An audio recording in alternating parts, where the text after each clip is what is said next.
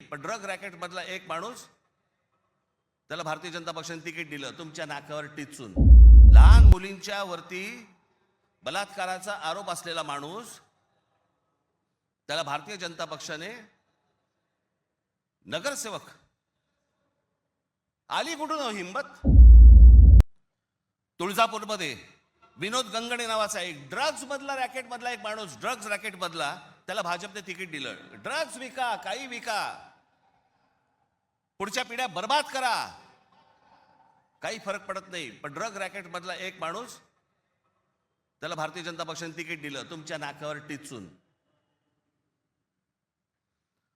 तो एक आता बदलापूरला तुषार आपटे, बलात्काराच्या केस मधला आरोपी, बलात्काराच्या,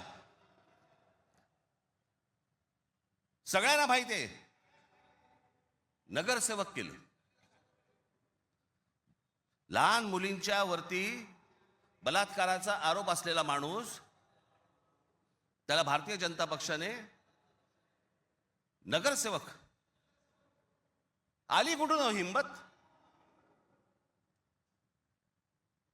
ज्यावेळेला वेडावाकड्या पद्धतीने ज्यावेळेला निवडणुका जिंकण्याचं यंत्र किंवा तंत्र हे ज्यावेळेला हस्तगत होतं ना, त्याच वेळेला हा उद्दामपणा येतो, ही मस्ती येते ना, हा माज येतो ना, हा त्याच्यातनं येतो.